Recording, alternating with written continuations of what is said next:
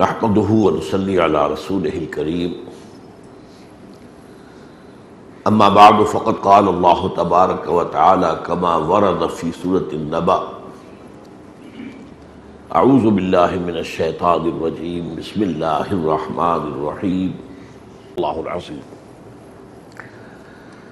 رب اشرح لي صدري ويسر لي امري واحلل عقدة من لساني يفقهوا قولي اللهم ربنا الہمنا رشدنا واعذنا من شرور انفسنا اللهم ارنا الحق حقا وارزقنا اتباعه وارنا الباطل باطلا وارزقنا اجتنابه آمین یا رب العالمین۔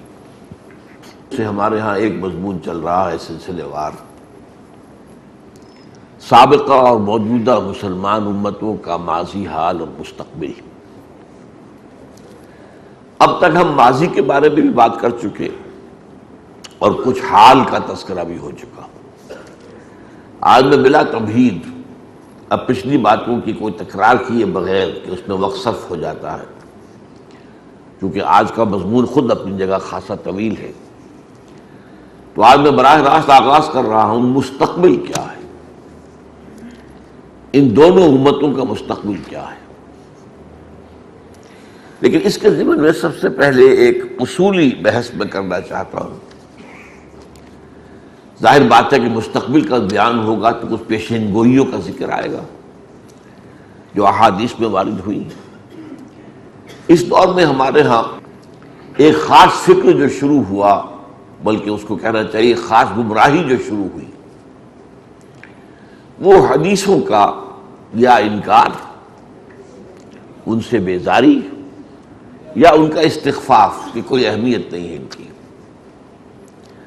عام طور پر بھی یہ فتنہ انکار حدیث، یا وہ جو لوگ اپنے آپ کو اہل قرآن کہتے ہیں، وہ سمجھتے ہیں اپنے آپ کو بزوں میں خیش کہ ہم قرآن والے ہیں اور ہمارے لیے بس صرف قرآن جو ہے وہ کافی ہے ہدایت کے لیے، رہنمائی کے لیے، حدیث رسول کی ہمیں کوئی ضرورت نہیں۔ معاذ اللہ، یہ بہت بڑا فتنہ ہے۔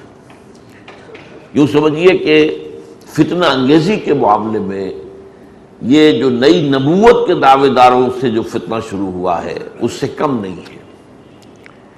اور ہمارے دور میں ویسے تو یہ کہ نئی نبوت کا دعوے دار جو ہندوستان میں پیدا ہوا ماضی قریب میں، غلام احمد نام تھا اس کا، غلام احمد قادیانی لعنت اللہ علیہ۔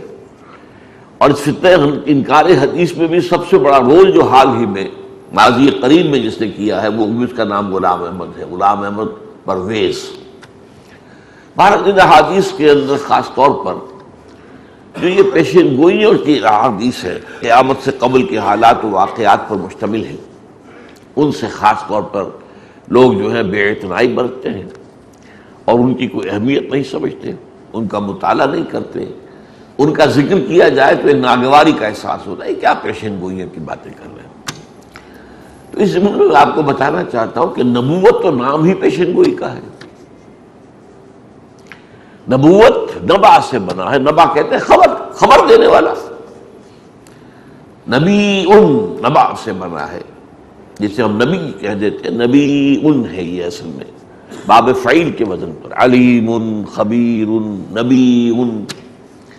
تو نبی نبا دینے والا، خبر دینے والا۔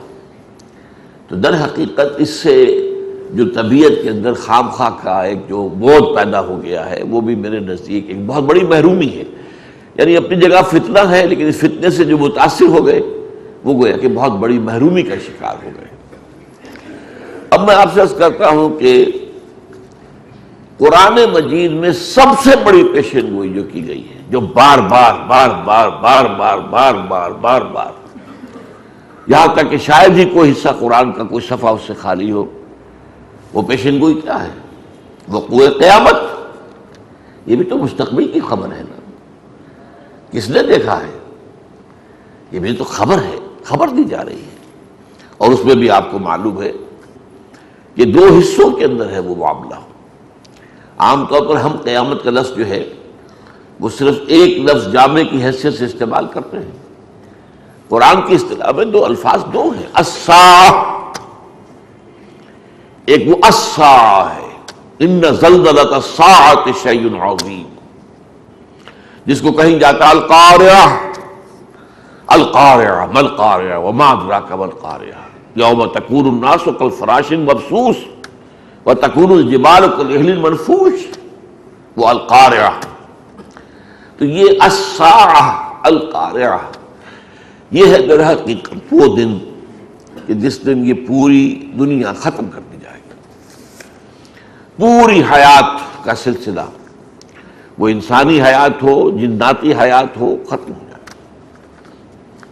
یہ اس کے لیے بہت بڑا زلزلہ آئے گا، پہاڑ جو ہیں وہ روئی کے گالوں کے مانند چلیں گے، بھربھری ریت بن جائیں گے، پوری زمین ہموار کر دی جائے گی، اس کو کھینچ کر اذا الارض مدت، اس کو کھینچا جائے گا۔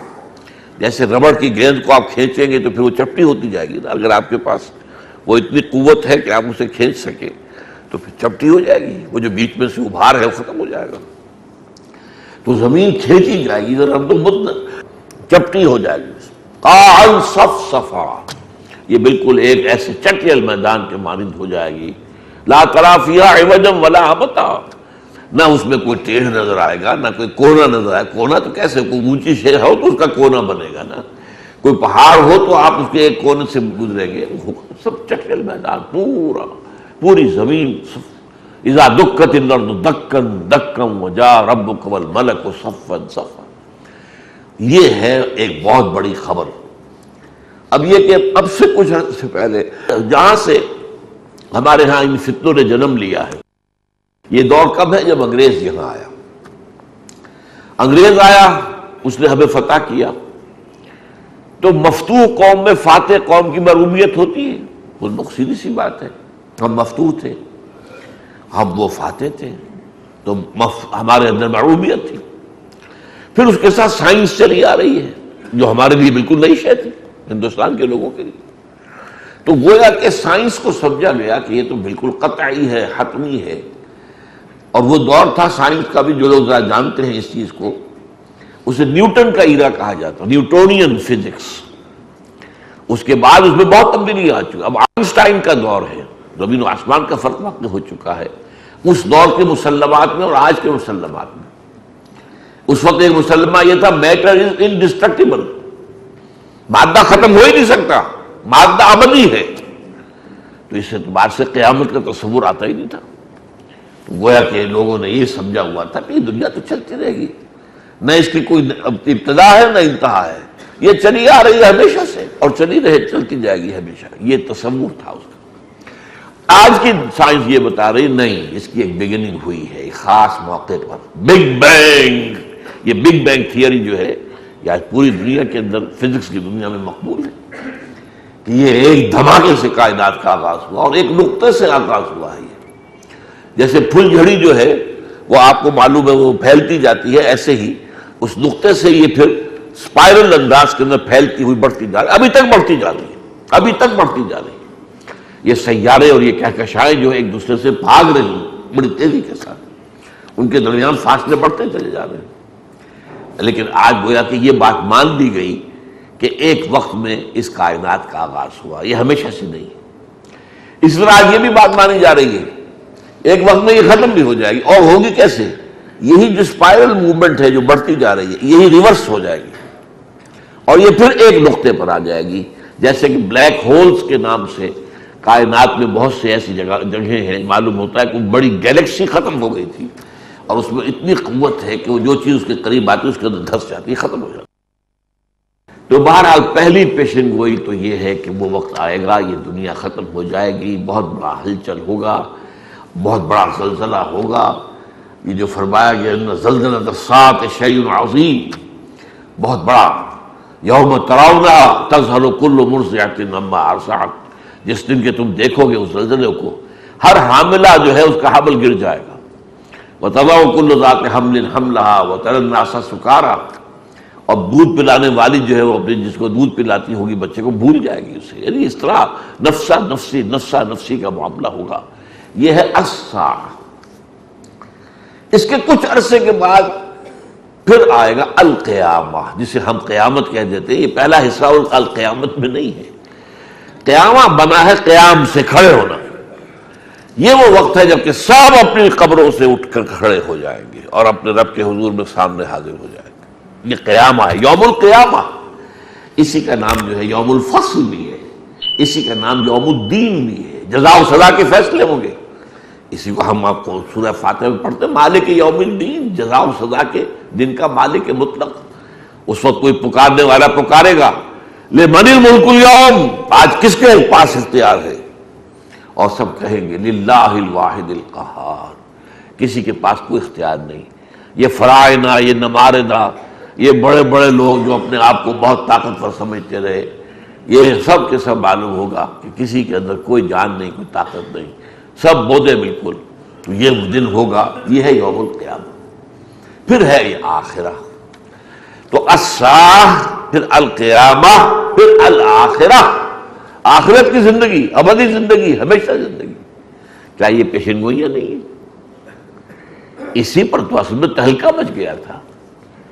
آپ اما یتساءلون عن النبأ العظیم الذی هم فیہ مختلفون، یہ کیا لوگ ایک دوسرے سے سوال کر رہے ہیں، یہ محمد کیا کہہ رہا ہے صلی اللہ علیہ وسلم، یہ قیامت آنے والی ہے، اس طرح کا حالات ہو جائیں گے، پھر اس کے بعد اٹھا لیے جائیں گے۔ اما یتساءلون عن النبأ العظیم، اس بڑی خبر کے بارے میں گفتگو ہو رہی ہے، چہرے گوئی ہو رہی ہے، جس کی خبر دے رہے ہیں محمد الرسول اللہ صلی اللہ علیہ وسلم۔ الذی ہم فیہ مختلفون، اس میں وہ اختلاف کرنے کیسے ہو سکتا ہے، بڑا ناممکن ہے، یہ سب جو بھرے ہوئے ہوں گے سب دوبارہ کھڑے ہو جائیں گے، کیسے ہو؟ ہیہات لما توعدون، نہیں ہونے والی بات نہیں ہے، یہ نہیں ہو سکتا، یہ اختلاف ہے۔ بہرحال میں نے اس طرح ذکر کیا ہے کہ یہ ہے پیشین گوئیاں، اور یہ پیشین گوئیاں تو وہ ہے کہ جن پر ایمان اگر نہیں ہے تو آپ مومن ہے ہی نہیں۔ یہ تو اسلام کی بنیاد ہے، یوم آخرت پر ایمان ایمانیات میں شامل ہے۔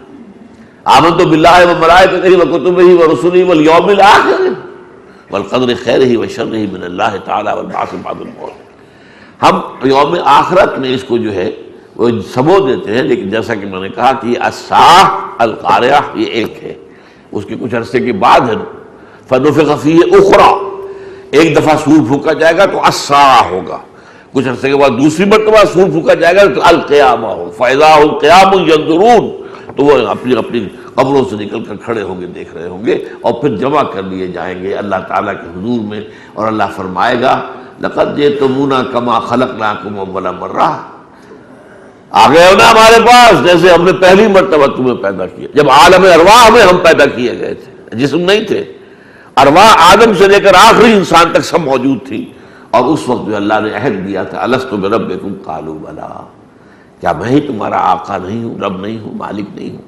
سب نے کہا کیوں نہیں، بلا شہیدنا، ہم گواہ ہیں۔ تو یہ ہے وہ پیشن گوئی کہ جس کو مانے بغیر کوئی شخص مسلمان ہی نہیں ہے، وہ مومن ہی نہیں۔ البتہ اس سے پہلے کی ایک پیشن گوئی ہے، قیامت سے قبل پوری دنیا پر اللہ کا دین غالب ہو کر رہے گا، جیسے کہ حضور صلی اللہ علیہ وسلم کے دست مبارک سے جزیرہ نمائے عرب میں اللہ کا دین غالب ہو گیا، اللہ کا دین ہو گیا تھا، اللہ کا قانون، اللہ کی شریعت، وہ جو آسمانی ہدایت تھی، وہ جو حضور کے بارے میں فرمایا گیا هو الذی ارسل رسولہ بالہدی ودین الحق لیظہرہ علی الدین کلہ ولو کرہ المشرکون۔ یہ تو قرآن مجید میں 3 دفعہ بات آئی ہے، وہی اللہ جس نے بھیجا ہے اپنے رسول کو صلی اللہ علیہ وسلم الہدی اور دین حق دے کر، تاکہ غالب کرے ان سے پورے کے پورے نظام زندگی پر۔ یہ حضور کا مقصد بعثت ہے، اور یہ سورہ صف میں بھی آیا ہے، جیسا کہ ابھی میں نے آپ کو آیت سنائی۔ یہ سورہ توبہ میں بھی بعین ہی پوری کی پوری آیت یوں کی تو موجود ہے، سورہ فتح کے اندر بھی اس کا بڑا حصہ موجود ہے، وَلَوْ كَرِهَ الْمُشْرِكُونَ کے بجائے وہاں ہے وَكَفَى بِاللَّهِ شَهِيدًا، باقی اصل آیت وہی ہے، هُوَ الَّذِي أَرْسَلَ رَسُولَهُ بِالْهُدَىٰ وَدِينِ الْحَقِّ لِيُظْهِرَهُ عَلَى الدِّينِ كُلِّهِ۔ یہ بات جو ہے یہ بڑی انہونی سی نظر آتی ہے، جیسے وہ لوگوں کو قیامت انہونی نظر آتی تھی، لیکن ہمارا تو ایمان ہے قیامت کے اوپر، ہم نے تو ظاہر بات ہے کہ وہ چیز یقین کے درجے میں ہمارے اندر موجود ہے۔ عمل ہمارا کچھ بھی ہو، کون ہے شخص جو قیامت کا انکار کرے گا؟ کون ہے وہ شخص جو بعث بعد الموت کا انکار کرے گا؟ والبعث بعد الموت، موت کے بعد اٹھائے جانے کا۔ لیکن آج جو ہے یہ مسئلہ جو ہے یہ پیشین گوئی کہ پوری دنیا میں یہ اللہ کا دین قائم ہوگا، غالب ہوگا قیامت سے قبل۔ اب اس کو یوں سمجھیے کہ اس کا صغرا کبرا تو قرآن مجید میں بھی ہے، خاص وضاحت کے ساتھ یہ بات قرآن میں نہیں ہے۔ صغرا کبرا کیا ہے؟ 3 مرتبہ یہ آیت آئی، هو الذی ارسل رسولہ بالہدی ودین الحق لیظہرہ علی الدین کلہ۔ مقصد بعثت محمدی غلبہ دین حق ہے۔ اب اگر غلبہ دین حق ہی نہیں ہوتا تو بعثت کا مقصد پورا نہیں ہوا۔ لیکن آپ کی 2 بعثتیں تھیں، بعثت خصوصی الی اہل العرب اور بعثت عمومی الی جمیع الناس۔ یہ 5 مرتبہ قرآن میں مضمون آیا ہے کہ اے نبی آپ صرف عربوں کے لیے نہیں بھیجے گئے، ہاں آپ امیین میں سے ہیں اور امیین آپ کے پہلے مخاطب ہیں بنی اسماعیل، لیکن آپ کو بھیجا گیا ہے وما ارسلناک الا کافۃ للناس بشیرا ونذیرا۔ ہم نے نہیں بھیجا ہے آپ کو مگر پوری نوع انسانی کے لیے بشیر و نذیر بنایا۔ یہ کہا گیا قل، کہہ دیجئے یا ایھا الناس انی رسول اللہ الیکم جمیعا، اے لوگو، اے بنی نوع آدم، میں تم سب کی طرف اللہ کا رسول بنا کے بھیجا گیا۔ اور آپ کا جو پہلا خطبہ تھا جو آپ نے بنو ہاشم کو اپنے رشتہ داروں کو 2 مرتبہ کھانا کھلا کر دعوت دے کر پھر جو خطبہ دیا وہ بھی الفاظ انی لرسول اللہ الیکم خاصۃ وإلی الناس کافۃ، میں یقیناً اللہ کا رسول ہوں تمہاری طرف بالخصوص بنو اسماعیل کی اولاد جس میں سے میں بھی ہوں، حضرت اسماعیل علیہ السلام کی اولاد میں سے، تو تمہاری طرف تو بالخصوص، تمہاری زبان میں مجھ پر کلام نازل ہوا اللہ کا، تو تمہاری طرف تو بالخصوص، اور اس کا ایک خاص جو ہے نتیجہ نکلے گا وہ میں بعد میں بتاؤں گا، اور پوری نوع انسانی کی طرف بالعموم۔ تو ظاہر بات ہے کہ جو بعثت خاصہ تھا اس کی حد تک تو مقصد پورا کر دیا حضور نے اپنی حیات طیبہ۔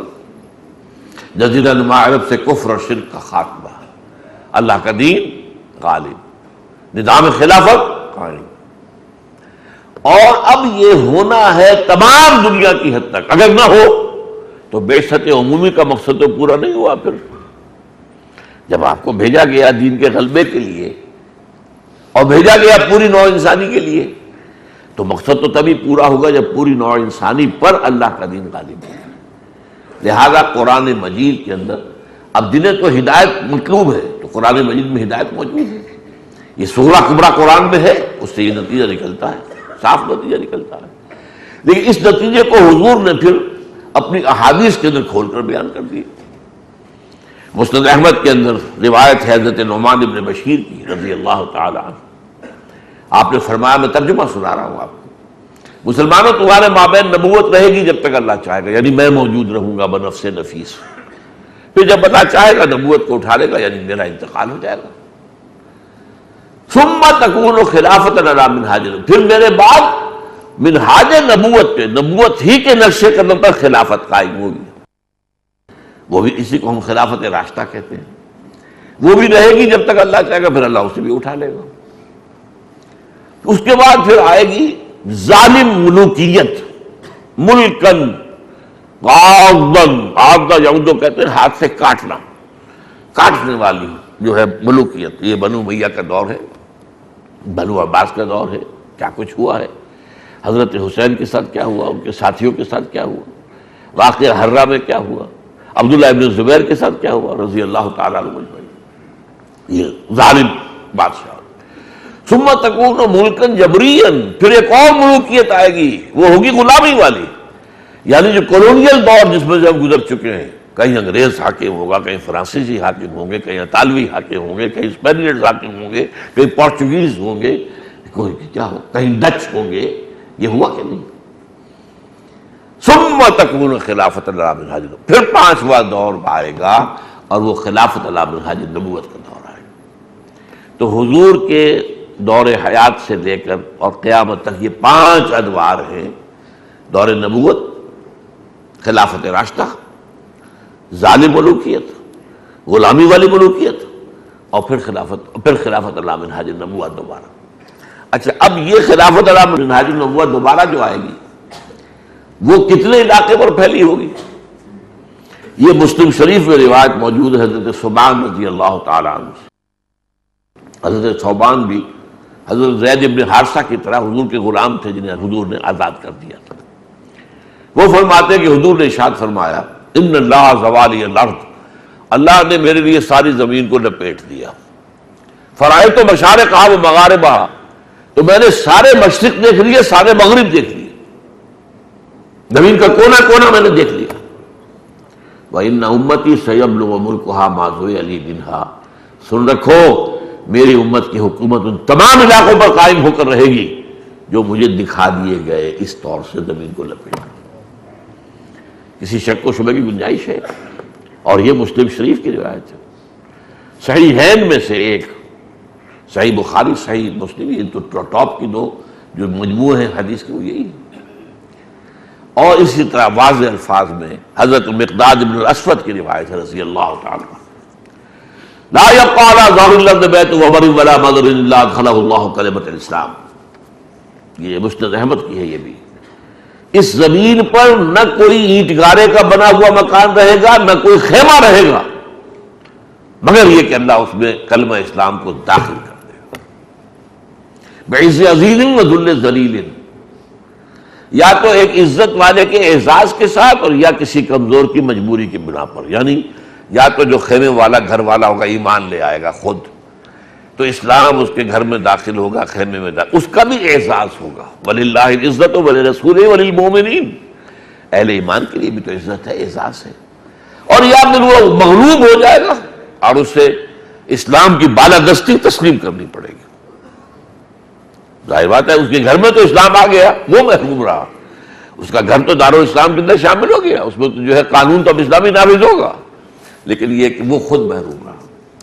ان احادیث کی روح سے معلوم ہوتا ہے کہ یہ جو ہے غلبہ ہوگا پوری دنیا پر.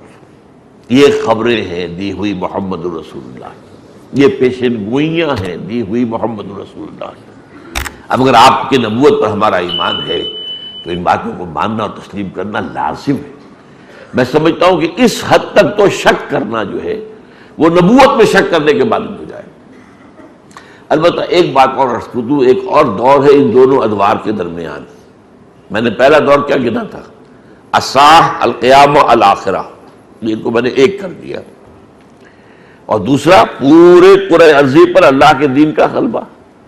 ان کے درمیان بھی ایک وقت آئے گا کہ جب دوبارہ دینی اور ایمانی اور اخلاقی اعتبار سے زوال آ جائے گا.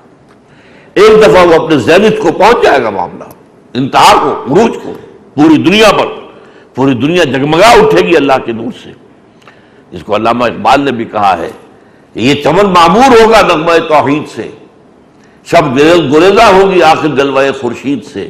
جیسے روزانہ صبح سورج طلوع ہوتا ہے تو رات بھاگ جاتی ہے، اسی طرح یہ توحید کا نغمہ جو ہے پوری دنیا کے اندر گونجے گا، اور یہ کہ پورا چمن جو ہے یہ عالم ارضی اس کے ساتھ منور ہو جائے گا. یہ چمن معمور ہوگا نغمہ توحید سے، یہ ہونا ہے.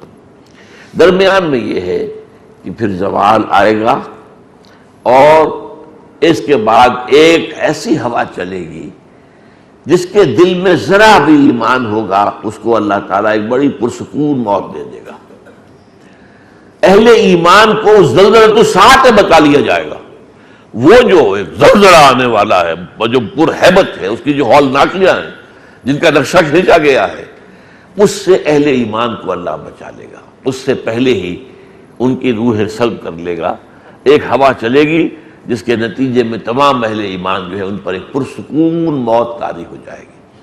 پھر قیامت آئے گی، کیونکہ قیامت جن پر آئے گی وہی پھر کفار ہوں گے جو بگڑ چکے ہوں گے، پھر گمراہی میں مبتلا ہو چکے ہوں گے، پھر شرک کے اندر مبتلا ہو چکے ہوں گے، پھر فسق و فجور کی وادیوں کے اندر ہوں گے. ان پر آئے گی اور ساری ہولناکیاں ان کے لیے. اب آئیے نمبر 3، یہ جو خلافت راستہ دنیا میں دوبارہ قائم ہو جائے گی، یہ میں آپ سے عرض کر رہا ہوں کہ انہونی سی بات نظر آتی بحالات موجودہ.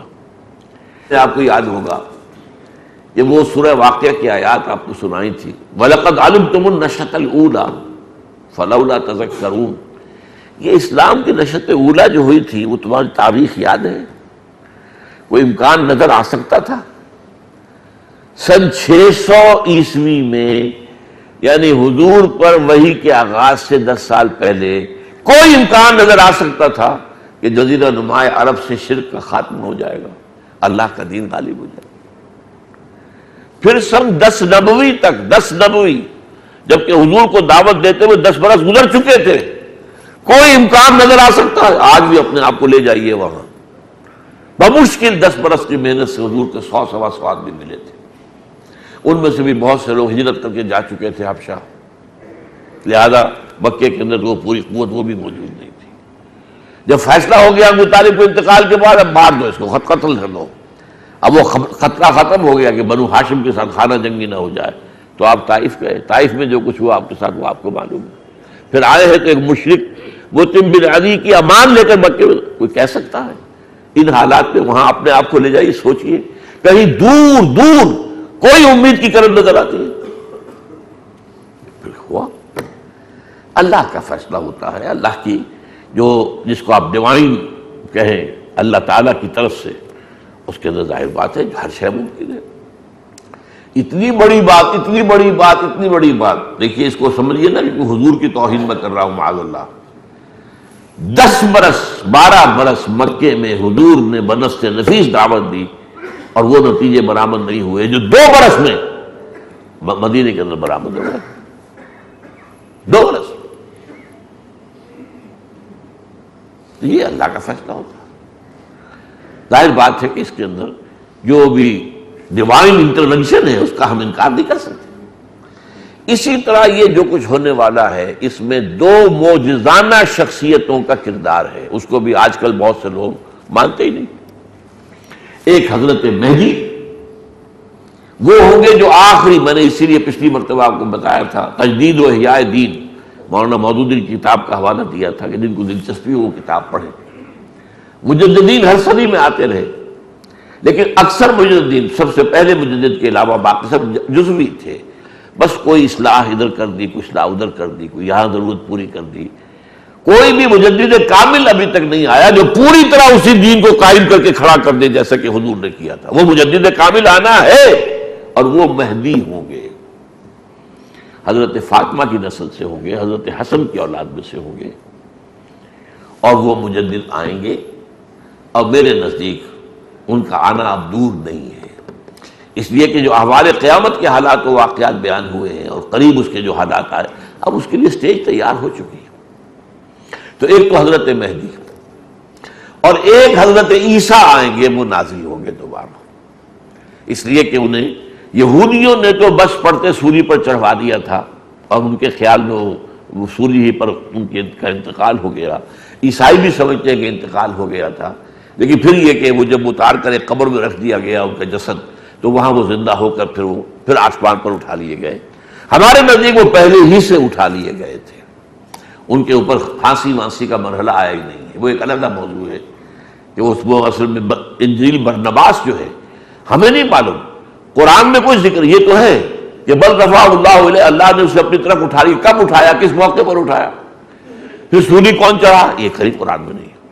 ولیکن شبہ لہم، مشابہت پیدا کر دی گئی، یہ تو لکھ لیا ہے، کس سے مشابہت پیدا کی، کس کی گئی، یہ کچھ پتہ نہیں۔ یہ انجیل برنباس کے اندر ہے کہ یوڈاس اسکریوٹ، جس نے کہ غداری کر کے گرفتار کروایا تھا حضرت مسیح کو، اس کی شکل بدل دی گئی حضرت مسیح کی سی، وہ گرفتار ہوا، وہ سولی چڑھا ہے، اور وہ تو گویا کہ کیفر کردار کو پہنچ گیا۔ جس نے غداری کی تھی وہ تو مستحق تھا، اس کا کوئی ظلم نہیں ہوا اس پر، وہ اللہ تعالیٰ کی طرف سے اس کی شکل بدل، بہرحال وہ حضرت مسیح دوبارہ آ گئے۔ یہ اتنی یقینی خبر ہے، یہ بھی ہماری صحیح ہے، ان کے اندر موجود خبر ہے، حضرت مسیح آئیں گے، اور وہ کوئی مسیل مسیح نہیں ہوں گے بقول غلام احمد قادیانی لعنت اللہ علیہ کے، مسیل نہیں، اصل جو ہے حضرت مسیح ابن مریم علیہ الصلوۃ والسلام، وہ نازل ہوں گے۔ تو یہ 2 جو ہیں ان کا کردار ہوگا بہت مؤثر اور فیصلہ کن، لیکن بہرحال یہ ہونا ہے۔ اب اس سے پہلے جو ایک معاملہ ہے وہ ہے ملاحم، بڑی بڑی جنگوں کا تذکرہ موجود ہے احادیث کے اندر، کتاب الملاحم باقاعدہ پورے باب ہیں، اور ان ملاحم کے اندر اس میں 2 نتیجے نکلنے والے ہیں۔ نمبر 1، بہت بڑا نقصان ہوگا مسلمانوں کا، بہت بڑا عذاب آئے گا اللہ کا مسلمانوں پر، لیکن اس کے بعد بالکل خاتمہ ہو جائے گا یہودیت کا، یہود ختم اور عیسائی مذہب بھی ختم۔ اب یہ دونوں باتیں بھی بڑی عجیب لگتی ہیں، کیسے گمان کر لیں ہم؟ عیسائیوں کی طاقت، ان کی ایٹمک قوت، ان کے فلاں، ان کے میزائل، ان کے ہتھیار ہونا ہے۔ اللہ کی قدرت سے کوئی بعید نہیں۔ اللہ کی قدرت سے اگر 1400 برس قبل جو ہے 23 برس میں انقلاب آ گیا تھا جزیرہ نما عرب میں، تو آج بھی ہو سکتا ہے اللہ کی قدرت سے۔ تو یہ ہونا ہے۔ ان مذاہب میں جیسا کہ میں نے عرض کیا دو کام ہونے ہیں۔ یوں سمجھیے کہ یہ جو میں نے آپ کے سامنے نقشہ کھینچا تھا کہ یہودی بھی اوپر نیچے ہوتے ہوئے اب تیسری مرتبہ جو ہے پچھلی صدی کے آغاز سے ان کی پتنگ ذرا اوپر چڑھ رہی ہے۔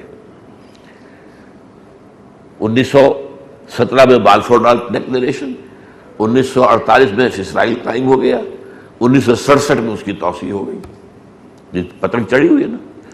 امت مسلمہ کی پتنگ بھی چڑھنی شروع ہوئی، امت مسلمہ بھی اور اسلام بھی۔ وہ پچھلی مرتبہ میں بیان کر چکا ہوں۔ اس کا پہلا فیز کیا تھا؟ آزادی کی تحریکیں۔ پھر علماء کا رول ہے جو اسلام کا تحفظ کرتے ہیں، جیسے دو فتنوں کا میں نے ذکر کیا، فتنہ انکار حدیث اور فتنہ ختم نبوت کی جو نفی کی گئی ہے، اس کے اوپر جو ہے علماء نے، ان کا رول بہت شاندار ہے۔ انہوں نے تحریکیں چلائی ہیں، انہوں نے ان کا مقابلہ کیا۔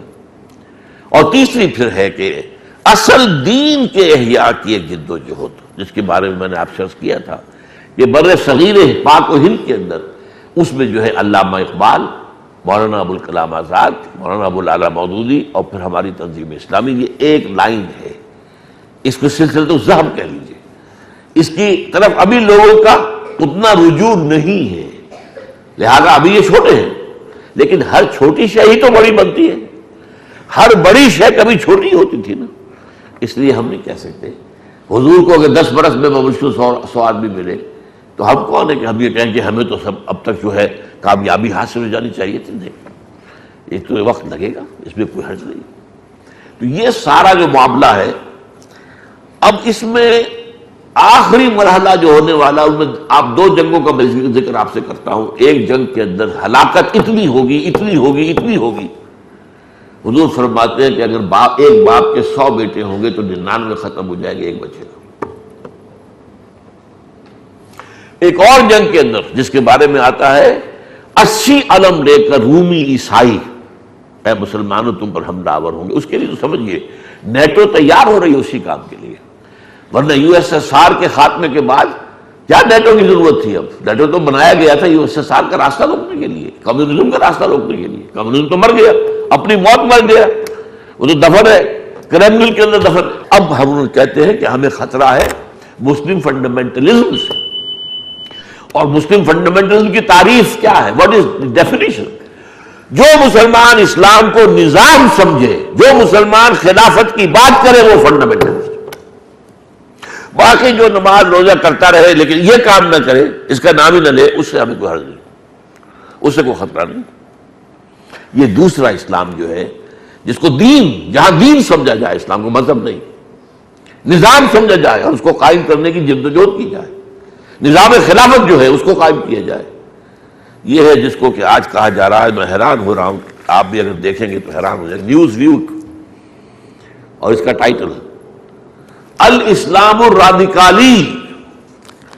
نیوز ویک میں عربی ریڈیکل اسلام، اس کو یہ ریڈیکل اسلام کہتے ہیں۔ راڈیکالی یہ اصل میں انگریزی کو جو عربی کے اندر ریڈیکل کو رادیکالی۔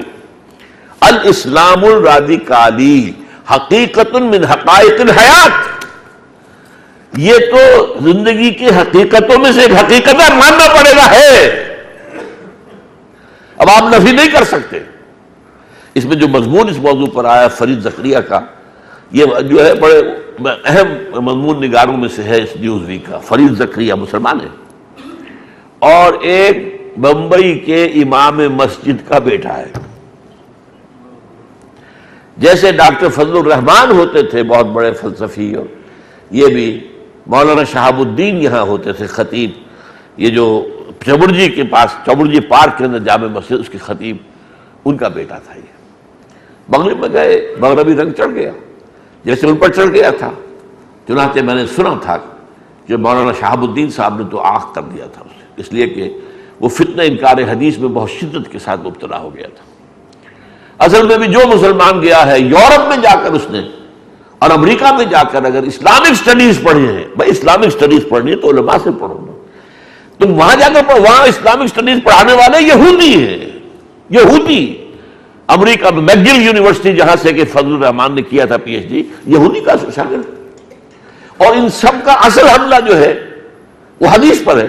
حدیث سے توڑ دو قرآن کو، پھر جو چاہو قرآن جو ہے پھر جدھر چاہو اس کو لے جاؤ، جدھر چاہو جیسے موم کی ناک ہو موڑ دو جدھر، اگر حدیث سے رشتہ منقطع ہو جائے تو پھر آپ اسلام کو جو چاہے کر لیں، اسلام کے شاعر کا انکار کر دیں، سب کچھ کر دیں، آپ کا اختیار ہے۔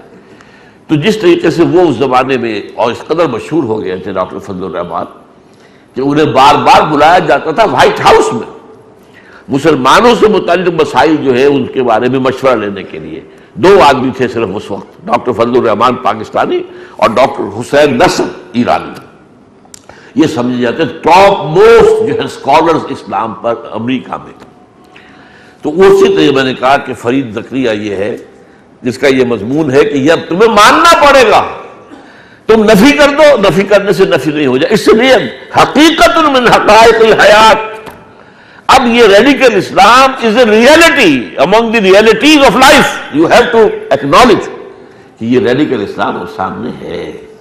اگرچہ فرید زکریا بھی پورے طور پر اسے سمجھا نہیں ہے ابھی، وہ یہ کہہ رہا ہے کہ try to live with it, ظاہر بات ہے ریڈیکل اسلام ان کے ساتھ نہیں برداشت نہیں کرے گا ریڈیکل اسلام، وہ تو چاہتا ٹوٹل نظام اللہ کا ہو، یہ نہیں کہ کوئی تھوڑا موڑا سا ادھر سا پیچ ورک کر دیا جائے، ادھر سے جوڑ دیا، نہیں، ٹوٹل اسلام۔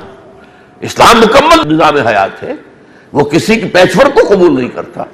تو یہ جذبہ جو ہے، یہ جذبہ مسلمانوں کے اندر ہے، وہ تو میں آپ کو پہلے بھی بتا چکا ہوں کہ جس طرح ابلیس کی مجلس شورا نامی مضمون میں اقبال نے کہا ہے کہ ابلیس کہتا ہے کہ ہے اگر کوئی خطر مجھ کو تو اس امت سے ہے، اس کی خاکستر میں ہے اب تک شرار آرزو، خاکستر میں ہے، چھپا ہوا ہے، جیسے ایک انگارہ ہوتا ہے اندر تو وہ دہک رہا ہے، اوپر اس کے راکھ آ گئی ہے، تو نظر تو نہیں آ رہا، وہ ریڈیکل اسلام نظر نہیں آ رہا تھا۔ پورے عالم اسلام نے مذہب اسلام کے اوپر قناعت کر دی تھی کہ بھئی انگریز ہے، انگریز کا قانون ہے، انگریز کی حکومت ہے، ہم اپنے نماز روزہ تو کر رہے ہیں نا، چلو کافی۔ اسی لیے ایک بہت بڑے عالم دین نے کہا تھا، میں ان کا نام نہیں لینا چاہتا، خام کا توہین ذاتی ہو جائے گی، انہوں نے کہا تھا کہ ہمیں کوئی ایسا کام نہیں کرنا چاہیے جو ہمارے حکمرانوں کے لیے موجب تشویش ہو، انگریزوں کے لیے، اس لیے کہ انہوں نے ہمیں مذہبی آزادی دے رکھی ہے، ہمارے نماز پڑھنے پر پابندی نہیں، مسجدیں بنانے پر پابندی نہیں، روزے پر پابندی نہیں، حج پر پابندی نہیں، یہ سب شراب پینے پر ہمیں مجبور نہیں کیا جاتا، یہ دوسری بات ہے، شراب خانے کھول رکھے انہوں نے ہمیں زنا پر مجبور تو نہیں کیا جاتا، یہ دوسری بات ہے کہ زنا کے لائسنس وہ دیتے ہیں، تو یہ ہے بہرحال۔ تو اس پر علامہ اقبال نے پھپتی چسکی، جو میں نے کہا تھا دین کے تصور کا مجدد اقبال ہے، ملا کو جو ہے ہند میں سجدے کی اجازت، نادا یہ سمجھتا ہے کہ اسلام ہے آزاد، یہ نماز روزے کی آزادی سے اسلام آزاد ہو گیا، اسلام تو محکوم ہے، کہاں ہے اس کا نظام؟ یہ پورا بینکنگ کا نظام چھایا ہوا ہے جس پر کہ اللہ اور اس کے رسول کی طرف سے اعلان جنگ ہے، تو اس کے سمجھتے اسلام ہے۔ تو وہ اسلام جو ہے ریڈیکل اسلام، وہ کسی دوسرے کے ساتھ جو ہے کوئی مفاہمت نہیں کر سکتا، جو کفر اور اسلام کے درمیان کوئی مفاہمت کا سوال ہی پیدا نہیں ہوتا۔ یہ آج کل جو انٹرفیتھ ڈائیلاگز ہوتی ہیں، بڑی بڑی کانفرنسیں ہوتی ہیں، اور شاہ عبداللہ جو ہے ان کی بہت تعریف کی گئی، وہ کیا کے لیے؟ انٹرفیتھ کیسے؟ فیتھ ایک ہی صحیح ہے اور وہ اسلام کا ہے، باقی سب غلط ہے، ان کو ہم ریکگنائز نہیں کرتے، یہ سب کفر ہے، یہودیت ہے تو کفر ہے، عیسائیت ہے تو کفر ہے، آپ تو تسلیم کرتے ہیں، اس میں کیسے مفاہمت ہو جائے گی؟ حق اور باطل میں مفاہمت، یہ تو جو علامہ اقبال کہتا ہے کہ باطل دوئی پسند ہے، حق لا شریک ہے، باطل تو چاہتا ہے کہ دو ہو چار ہو، ہمیں بھی کچھ ریکگنائز کر لیا جائے، کچھ تھوڑا سا ہم ان کو ریکگنائز کر دیں گے، تو باطل دوئی پسند، اس لیے باطل کے اپنے پاؤں ہے ہی نہیں، وہ کھڑا ہو سکتا ہی نہیں ہے، باطل دوئی پسند ہے، حق لا شریک ہے، شرکت میں آنے حق و باطل نہ کر قبول، حق اور باطل کے درمیان کوئی مشارکت، کوئی شرکت، کوئی مفاہمت ایک قبول مت کرو۔ لیکن وہ شاہ عبداللہ ہوں یا کوئی اور ہو، یہ چمچے ہیں امریکہ کے سب کے سب. اس سے تو توقع تو کچھ بہت اچھی تھی، لیکن نکلا تو بالکل یہ جو اپنے دوسرے بھائی فہد کا بھی باپ لگتا ہے تو اپنے سارے معاملات کے اندر. اب وہ جو جس طریقے سے پرو اسرائیل پالیسی اب لے کر ہی چل رہے ہیں، جس طریقے سے تمام عالم عرب نے، آپ نوٹ کیجئے غزہ پر جو حملہ ہوا اسرائیل کا، اس کو سپورٹ کیا. وہ کہتے ہیں حماس کو ختم ہو جانا چاہیے. یہ کہ ریڈیکل ہے یہ. وہ ریڈیکل اسلام ان بادشاہوں کے بھی تو خلاف ہے. وہ ریڈیکل اسلام کہتا ہے کہ یہ بادشاہت اسلامی نہیں ہے، یہاں پر جو نظام ہے وہ اسلامی نہیں ہے. نماز روزے سے، حرمین شریف سے، شریفین سے جو ہے پورا نظام لاؤ، اللہ کے دین کا نظام لاؤ. بادشاہت تو اسلام میں نہیں ہے. یہ تیل کی دولت اس لیے تو نہیں ہے کہ تم ارب ڈالر کے اپنے محل بناؤ، یہ تمہارے لیے تو نہیں ہے، یہ عوام کے لیے. اللہ تعالیٰ نے وَالْأَرْضَ خَضْرَاءَ لِلْأَنْعَامِ، اللہ نے زمین میں جو کچھ ہے وہ اپنے تمام بندوں کے لیے پیدا کیا ہے. اس کی دولت کے تم جو ہے مالک بن کر بیٹھ کرے. آپ کو معلوم ہے ایک ایک جو ہے ان کا محل اربوں ڈالر کا بنتا ہے. اور اس میں یہ کہ بادشاہ سلامت کے اگر وہ سال میں ایک دفعہ ایک ہفتے آ جائیں تو وہ کہ بڑا جشن ہوتا ہے، پڑا رہتا ہے وہ. اور وہاں پہ فوج ملازمین کی برقرار رہتی. یہ نظام یہ اسلامی تو نہیں. اس اعتبار سے یہ ریڈیکل اسلام، مجھے یاد آ رہا آج سے 30 سال پہلے یہی نیوز ویک جب ایرانی انقلاب آیا تھا تو اس کا جو تھا اس پر جو بوٹا لکھا ہوا تھا یہاں، دی ملیٹنٹ اسلام آن دی مارچ. یہ جو جارحانہ اسلام ہے اب یہ آ گیا ہے، بڑھ رہا ہے. جارحیت، ملیٹنٹ، عسکری اسلام. اب اس نے جو ہے نظام جو ہے تلپٹ کر دیا، بادشاہت کا تختہ الٹ دیا. وہ اپنی جو ہے علماء کی حکومت قائم کر دی. اس وقت لوگوں کے اندر بڑی یہ ہو گئی تھی امنگیں اور بڑی جو ہے وہ امیدیں کہ بس گویا کہ اب تو اسلام کا غلبہ ہو جائے گا. میں نے تقریر کی تھی 1980 میں جو نیاگرا فالز پر امریکہ کے اندر، وہاں IMA کا اینول سیشن تھا، Islamic medical association of North America کا. میں نے کہا کہ نہیں، ابھی بہت بڑے بڑے سختیاں مسلمانوں پر آنے والی ہیں، ابھی بہت بڑے امتحانات سے گزرنا ہوگا. یہ جو ملاحم آنے والے ہیں جن کا میں نے آپ سے ذکر کر دیا، اس میں اولین جو ہدف بنے گا عذاب الہی کا وہ امیین ہوں گے، عرب. کیوں؟ پہلے میں اشارہ کر چکا ہوں، انہیں اللہ نے خاص مقام دیا. ان میں سے تھے عرب، تھے محمد صلی اللہ علیہ وسلم. محمد عربی، ہاشمی تھے کہ نہیں تھے؟ قرشی تھے کہ نہیں؟ اور ان کی زبان میں اللہ کا کلام موجود ہے. پھر بھی اگر انہوں نے اسے اپنا امام نہیں بنایا تو ان سے بڑا مجرم کوئی ہے؟ وہ نمبر 1 ہے ہٹ لسٹ پر اللہ تعالیٰ کی. اور ان پر خاکم بدہن جو دیکھتا ہوں وہ دکھا رہا ہوں آپ کو. وہ جو ہے اقبال جو کہتا ہے آنکھ جو کچھ دیکھتی ہے لب پہ آ سکتا نہیں، لیکن یہ کہ میں آپ کو بتا رہا ہوں ہولوکاسٹ ملٹی پلائڈ بائی 10 عذاب جو ہے اربوں پر آنے والا. ان کے گلچھرے جو آپ دیکھ رہے ہیں، ان کی عیاشیاں جو آپ دیکھ رہے ہیں، یہ جو عمارتیں بن رہی ہیں دبئی کے اندر، ذرا اندازہ کر سکتے ہیں آپ. وہ جو حدیث میں آیا تھا قیامت کی نشانیوں میں سے، جب تم دیکھو گے کہ وہ لوگ جو ننگے پاؤں ہوتے تھے، جوتے میسر نہیں تھے، لباس میسر نہیں تھا، بھوکے ہوتے تھے، چرواہے تھے صرف بکریوں کے، وہ اونچی اونچی عمارتیں بنانے میں ایک دوسرے کا مقابلہ کریں گے. یہ تتابعون فی البنیان، یہ حقیقت آج نظر آ رہی ہے کہ نہیں؟ آج سے 100 سال پہلے بھی کوئی سوچ سکتا تھا عرب کے اندر؟ وہ تو جب فتح کیا ہے اس نے سعود نے، ان سب کے باپ نے، جو کنگ عبدالعزیز ابن سعود تھا، تو وہ ایک خیمے کے اندر، جدے میں ایک خیمے میں رہتا تھا. کہاں محل تھے اور کہاں یہ بلڈنگیں تھیں.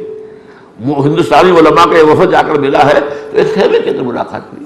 بالکل ان کے اب تھا کیا؟ بلکہ لطیفے کی بات ہے، وہ بادشاہ یمن کا آیا تھا حج پر، تو کنگ عبدالعزیز کیا کہتے ہیں ان سے، وہ دے کے آیا تھا لاؤ لشکر ساز و سامان، اپنا فرنیچر، یہ وہ قالین والین. کہتا ہے بادشاہ آپ جاتے ہوئے یہ سارا سامان مجھے دے جائیے گا. یہ بات کہی جب نواب بھاولپور گئے، ان سے بھی کہی گئی. یہ حال تھا، بھوکے. کھانے کو کیا تھا؟ کھانے کو قربانی کا گوشت سکھا کر کھاتے رہو سارے سال. خود کہا اس نے، یہ تو مجھے واقعہ سنایا اس شخص نے جو اس وفد میں موجود تھا. یہ جو مولانا محی الدین لکھوی آج ایک لکھوی اس خاندان کا وہ ہے کہ جو بمبئی بلاسٹ کے اندر جو ہے اس کا نام لیا جا رہا ہے، یہ خاندان ہے، یہ فیروز پور کے علاقے کے دیندار اہل حدیث لوگوں کا خاندان، لکھوی خاندان۔ تو ان کے جو والد تھے ان سے میری ملاقات ہوئی ہے سن 1970 میں سعودی عرب کے مدینہ منورہ میں۔ تو انہوں نے بتایا کہ جب یہ فتح کر لیا کنگ عبدالعزیز نے، تو ہمارا ایک وفد علماء کا، ہندوستان کے علماء کا گیا، اور سب سے پہلے تو وہ اس خیمے کے اندر ملاقات ہوئی کنگ عبدالعزیز۔ پہلے تو ہم نے مبارکباد دی کہ آپ اب مکے کے بھی والی ہو گئے اور آپ فتح کر لیا۔ تو بہت ہی عاجزی ان کی ساری، ہم تو بڑے حقیر لوگ ہیں، ہم تو الفاظ نوٹ کر، ہم اونٹوں کا پیشاب پینے والی قوم۔ وہاں کیا ہوتا تھا صحرا کے اندر، جب کسی بندو کے پاس پانی ختم ہو گیا، اب اونٹ اگر ہے تو پہلے تو اونٹ کے حلق کے اندر ایک چھرا مارتا تھا کوئی لکڑی جس سے وہ طے کرتا تھا، وہ پانی کی تھیلی اس کی جو ہے اس میں سے پانی آتا وہ پیتا تھا، وہ بھی ختم ہو جائے تو پیشاب پیتا تھا۔ ہم اونٹوں کا پیشاب پینے والی قوم، اور ہمیں اللہ نے یہ اعزاز دے دیا کہ آج حرمین شریف ہے ہمارے پاس، حرم شریف، ابھی مکہ مدینہ نہیں تھا ان کے پاس ابھی۔ تو اس میں تو بڑا جو ہے وہ عاجزی ہے۔ اور پھر جب ہم نے کہا تو ہمارا یہ ہے خیال کہ آپ ان دونوں شہروں کو اوپن سٹی قرار دے دیں، تمام مسلمانوں کے لیے کھلے۔ وہ کہتے ہیں، مجھے آج تک یاد ہے، فوراً ہاتھ تلوار پر گیا، تلوار تو ساتھ تھی، تلوار کے قبضے پر کیا کہا، یہ ہم نے اپنے خون سے فتح کیا ہے، اب اس میں ہم اوپن کر دیں اس کو، انہونی بات۔ بہرحال جو بات میں کہہ رہا تھا، اب وقت گزر گیا ہے، پورے عالم میں اسلام میں بے چینی ہے، اور قلب مسلمان میں ہے آج وہی اضطراب۔ یہ بات جو ہے اس میں وہ ریڈیکل اسلام کا راستہ کو روک نہیں سکے گا، یہ ریڈیکل اسلام یہ بڑھے گا، آنا ہے، اور یہ کام رہے ہیں، اسی ریڈیکل اسلام سے کام رہے ہیں۔ جو طالبان کا جو انہوں نے تہس نہس کیا تھا، کیوں کیا تھا کہ عصر حاضر کے تقاضاؤں سے ہے، لیکن یہ خوف ہو نہ جائے آشکارا شر پیغمبر کہیں، یہ پیغمبر کا نظام کہیں دنیا کے سامنے نہ آ جائے، پھر ہمارا نظام کہاں رہ جائے گا۔ بہرحال یہ ہونا ہے، اس میں جو ہے اربوں پر جو فانا ہے اس لیے آنا ہے، خاص طور پر کہ وہ پریولیج ہے اس امت کے اندر، تو جن کے رتبے ہیں سوا، ان کی سوا مشکل ہے۔ اور میں نے جو آپ کو بتایا تھا حدیث کے حوالے سے کہ جیسے کہ کاربن کاپی آئی ہے، جو یہود پر عذاب آیا وہی مسلمانوں پر آیا، تو یہود پر پچھلی صدی میں ہولوکاسٹ آیا کہ نہیں، اس کی کاربن کاپی باقی ہے ابھی، اور وہ اربوں پر آئے گی۔ نیوکلیس وہ ہے بنو اسماعیل۔ نمبر 2 ہم ہیں،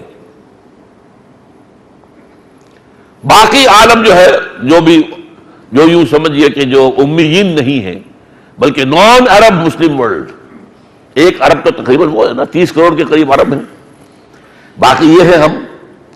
دوسرے مجرم سب سے بڑے ہم ہیں۔ ہم نے ایک ملک لیا، اللہ سے دعائیں مانگ کر، اللہ انگریز اور ہندو کی غلامی سے نجات، جب تیرا دین کا بول بالا کریں، وعدہ خلافی کی۔ آج یہ کیوں انتشار ہے، کیوں خلفشار ہے، کیوں اخلاق کا دیوالہ نکل گیا ہے، کیوں ہمارا مالی دیوالہ نکلا ہوا ہے، یہ کیا ہے؟ آج بھی خطرہ، ہر وقت خطرہ، ہر ایک کو خطرہ ہے، پتہ نہیں کیا ہونے والا ہے، کیا ہو جائے گا۔ ہمیں جوڑنے والی شے تو اسلام کے سوا کوئی ہے ہی نہیں، وہ اسلام تو ہم نے یہاں پہ نافذ کیا ہی نہیں، وہ اسلام ریڈیکل اسلام نہیں آیا، مذہب اسلام تو ہے، پھیل رہا ہے، وہ اسلام نظام والا اسلام، دین والا اسلام، وہ نظام جس میں اسلام کے اصول حریت و اخوت و مساوات کی جھلک دنیا کو نظر آئے، یہ ہے اسلام، وہ ہم نے نہیں کیا۔ نمبر 2 ہم مستحق ہیں، اللہ تعالی ہمیں مہلت دے دے تو اس کا کرم ہے، ورنہ مستحق ہم بھی ہو چکے ہیں صاحب۔ اللہ نے 60 سال سے زیادہ مہلت دے دی، 24 سال ہو گئے تھے تو اللہ نے پہلا کوڑا مارا تھا کہ شاید جاگ جائیں، وَلَنُذِيقَنَّهُم مِّنَ الْعَذَابِ الْأَدْنَىٰ دُونَ الْعَذَابِ الْأَكْبَرِ لَعَلَّهُمْ يَرْجِعُونَ، جو ہماری بدترین شکست ہوئی تھی، افعال اور ڈھاکہ ہوا تھا، 93,000 ہمارے قیدی اس ہندو کی قید میں گئے تھے جن پر ہم نے حکومت کی تھی، کہیں 800 برس، کہیں 1000 برس، کہیں 600 برس۔ وہ سب ہو سکتا ہے کہ اور اس سے بڑا عذاب اکبر یہاں بھی آ جائے، واللہ عالم، میں کہہ نہیں سکتا، لیکن یہ کہ یہ ہے آنے والے دور کی ایک تصویر۔ عربوں کے بارے میں حضور کی حدیث موجود ہے، اور وہ ہے ویل للعرب من شر قد اقترب، عربوں کے لیے ہلاکت ہے اس شر سے جو قریب آ گیا ہے۔ یہ قریبی کی بات ہے، کیا ہے؟ آپ سمجھیں 1200 سال 1400 سال اللہ کی جو ہے وہ تقویم میں تو ایک دن 1.5 دن بنتا ہے، 1.25 دن بنتا ہے، اللہ نے 1000 برس کا ایک دن ہے۔ البتہ یہ کہ اس کے بعد جو کچھ ہونا ہے آخر میں اس پورے معاملے کا ملاحم کا نتیجہ کیا نکلے گا، حضرت مہدی کے ذریعے، حضرت عیسیٰ کے ذریعے یہودی ایک ایک ختم ہو جائیں گے۔ یہ کیسے ہوگا؟ How will the table be turned, میں نہیں کہہ سکتا، میں نہیں کہہ سکتا۔ اللہ تعالیٰ کا فیصلہ، حضور کی دی ہوئی خبر ہے، ایک ایک یہودی قتل ہو جائے گا، کیونکہ وہ مستحق تو ہے، انہوں نے حضرت مسیح کا انکار کیا، حضور کا انکار کیا، مستحق ہے لہذا۔ لیکن ان کی سزا ابھی اللہ تعالیٰ نے ڈیفر کر دی تھی، حضرت مسیح کو اٹھا لیا، وہی مسیح آئیں گے، انہی کے ہاتھوں ان کا لیڈر دجال قتل ہوگا، اور پھر یہ کہ ایک ایک یہودی ختم ہو جائے گا، اور عیسائی مذہب کو ختم کر دیں گے حضرت عیسیٰ یہ کہہ کر میں تو کبھی سولی چڑھائی نہیں، تم یہ کیا سولی لیے پھرتے ہو، اور میں نے تو سور کو حلال قرار نہیں دیا تھا، تم نے کیسے حلال کر لیا ہے؟ عیسائی رہیں گے، عیسائیت ختم ہو جائے گی، اسلام اور عیسائیت ایک ہو جائیں گے۔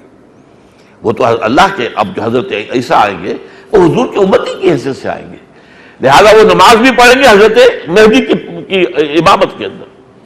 تو یہ ہے آنے والا دور، آنے والے حالات۔ اب اس میں ظاہر بات ہے، جیسا کہ میں نے عرض کیا، بہت سی چیزیں ہیں جو ناقابل قیاس ہیں اس وقت، اسی لیے میں نے شروع میں آپ کو وہ تمہید باندھ دی تھی کہ اور کتنی چیزیں ہیں۔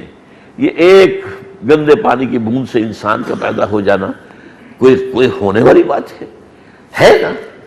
اللہ تعالیٰ کا جو نظام ہے، اللہ کی قدرت ہے۔ حضور کے دستے مبارک سے ایک انقلاب برپا ہو جانا 23 برس کے اندر، کیسے ہے؟ کوئی ہونے والی بات ہو گیا؟ یہ ہونا ہے، کیسے ہوگا یہ میں نہیں جانتا، ہوگا یہ میں جانتا ہوں۔ اور اس میں یہ ہے کہ ایک اور حصہ بھی ہے اس کا، شاید کہ پاکستان جو ہے اسی کام کے لیے اللہ نے قائم کیا تھا کہ یہاں سے آغاز ہو، اس لیے کہ حضور حدیث میں آتا ہے یخرج ناس من المشرق یعطلون عن المہدی یعنی سلطان ہی، ایک مشرقی ملک سے فوجیں آئیں گی کہ جو مہدی کی حکومت کو قائم کریں گی عرب میں، اس لیے کہ عرب کھوکھلے ہو چکے ہیں، ان میں جان نہیں ہے، دولت کی وجہ سے، دولت آتی ہے تو عیاشیاں آتی ہیں، عیاشی آتی ہے تو انسان میں کمزوری آتی ہے، کھوکھلے ہو چکے ہیں، لہذا یہاں سے فوجیں جائیں گی۔ واللہ عالم، اگر اللہ تعالی ہمیں اب بھی ہوش میں آنے کی توفیق دے دے، ہم جاگ جائیں، اپنی اصل منزل، کبھی بھولی ہوئی منزل بھی یاد آتی ہے راہی کو، پاکستان کے قیام کا اصل مقصد سامنے آ جائے دوبارہ، اس کی طرف متوجہ ہو جائے، ہو سکتا ہے، اللہ تعالیٰ کی قدرت سے بعید نہیں ہے، اللہ تعالیٰ کی انگلیوں میں تمام انسانوں کے دل ہیں، جدھر چاہتا پھیر دیتا، اللہ تعالیٰ اس امت مسلمہ پاکستانیہ کے دل پھیر دے اس طرح، تو اس کے لیے اس کی قدرت سے بعید نہیں ہے، تو پھر یہی سے فوجیں جائے گی۔ اور علامہ اقبال نے تو اس کو یقین کے ساتھ کہا تھا کہ خضر وقت از خلوت دشت حجاز آید برون، خضر وقت حضرت مہدی وہ خلوت سے برآمد ہوں گے دشت حجاز کے، کارواں زی وادی دور و دراز آید برون، اور ان کے لیے کارواں اس وادی سے چلے گا، یہ دور و دراز وادی سندھ۔ وادی سندھ کا سرا جو ہے ٹاپ میں کون سا ہے پتہ ہے آپ کو؟ ٹاپ آف وادی سندھ یہ سوات ہے، یہ دو پہاڑوں کے سلسلے نکلتے ہیں، جو سطح مرتفع پامیر کی ہے، وہاں سے کوہ ہمالیہ چلا جنوب مشرق کی طرف، کوہ ہندو کش چلا جنوب مغرب کی طرف، درمیان میں ایک ٹرائنگل بنتی ہے، اور یہ جو پہاڑ ہے، یہ جو مالاکنڈ کا یہ بیس ہے، اس کا مالاکنڈ سے اوپر ادھر ہمالیہ، ادھر ہندو کش، یہ ہے ٹرائنگل، اور یہ ہے جہاں سے اسلام کا بیج جو ہے دوبارہ ابھرے گا، اور اس کے آثار نظر آ رہے ہیں۔ جس طرح سے مجبور ہو کر ہمارے بدترین سیکولر لوگوں نے یہ مان لیا ہے کہ وہاں پہ شرعی نظام عدل جو ہے نافذ ہو جائے گا، یہ بہت بڑی فتح ہے۔ بہرحال لیکن پھر بھی میں نہیں کہہ سکتا کہ اس میں اونچ نیچ ہو، پھر کوئی فساد برپا کر دیں، امریکی ایجنٹ جو ہے وہاں پھر دوبارہ کوئی دھماکہ واقع کروا کے، اور پھر جو ہے فتح ختم ہو جائے گا، ابھی ہم کچھ کہہ نہیں سکتے۔ لیکن ہر مسلمان کے لیے یہ لازم ہے کہ وہ اپنا جینا مرنا اس کام کے لیے کرے۔ اللہ تعالیٰ مجھے اور آپ کو اس کی توفیق عطا فرمائے۔